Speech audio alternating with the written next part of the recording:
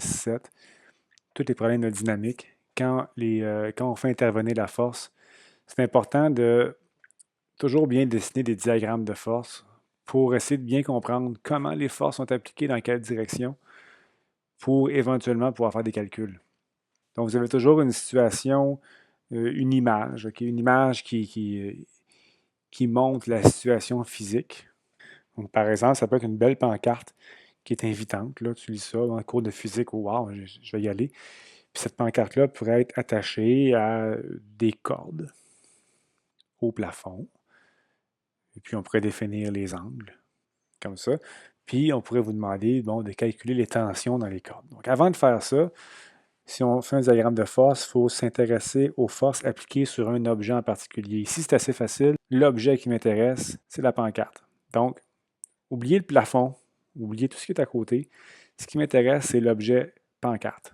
Et pour mon diagramme de force, ce que je vais faire, je vais placer l'objet pancarte à l'origine de mon système d'axes. Ce n'est pas grave si l'objet n'est pas identique à la situation. Là. Ce qui est important, c'est d'avoir un objet, dans ce cas-ci, de masse M.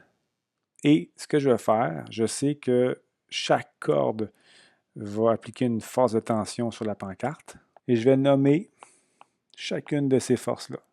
Donc, je vais avoir T1 et T2. Puis, il ne faut pas oublier ici, si je suis à la verticale comme ça, bien, on a toujours la force de gravité qui vient s'ajouter. Bon, les forces sont identifiées. Maintenant qu'on fait un diagramme de force, il faut avoir un système de référence. Ce système de référence-là sera notre système, dans ce cas-ci, ce sera cartésien, XY. Donc, l'origine, je vais la placer au point d'attache des forces. Puis, j'ai le choix. Mon axe des X, je peux le mettre à l'orientation que je veux, tant et aussi longtemps que l'axe des Y est perpendiculaire.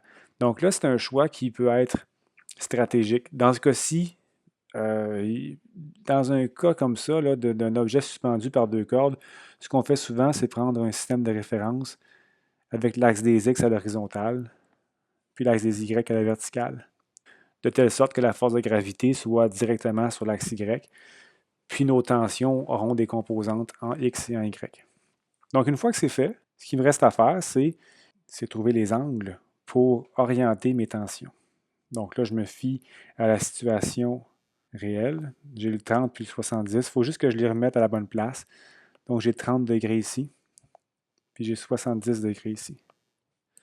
OK? Donc là, vous avez la situation initiale, puis le diagramme de force. Ce qu'on va faire, c'est travailler avec le diagramme de force pour résoudre le problème. Une autre situation serait un plan incliné. On définit l'angle du plan, on vous donne la masse, puis dans ce cas-ci, admettons qu'on spécifie que la masse est immobile. Ce n'est pas toujours le cas, mais si je vous dis que la masse est immobile, bien, on peut faire un diagramme de force sur la masse. Donc, ce qu'on va commencer par faire, c'est identifier toutes les forces qui agissent sur l'objet. Donc, j'aurai nécessairement la force de gravité, la force normale. Puis, si l'objet, on me dit qu'il est immobile, bien, pour quelle raison il serait immobile? Bien, parce que j'ai une force de frottement qui l'empêche de tomber. Donc, je vais avoir une force de frottement qui va l'empêcher de tomber, et cette force de frottement-là sera statique, orientée dans la direction du plan incliné. Donc, j'aurai ces trois forces-là qui agissent sur mon objet.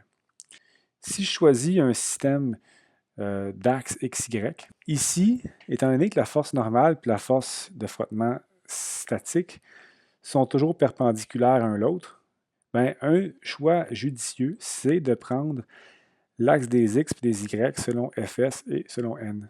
De cette façon-là, on a seulement la force de gravité qu'on aura à décomposer en X et en Y. Puis en plus, si l'objet est en mouvement, bien, le mouvement se ferait selon l'axe des X. Donc, ça éviterait beaucoup de problèmes, parce que sinon, il faudrait trouver le mouvement en X et en Y. Dernière petite chose qu'on peut identifier, l'angle θ qu'on peut reporter ici. Mon diagramme de force ressemblerait à ça. Donc, un ou l'autre, là, moi, j'ai tendance souvent à dessiner, quand c'est un plan incliné, je ne sais pas pourquoi, j'ai tendance à dessiner sur le plan incliné comme ça, mais c'est la même situation. Là. Donc, par après, s'il faut décomposer les forces, on peut le faire en X et en Y.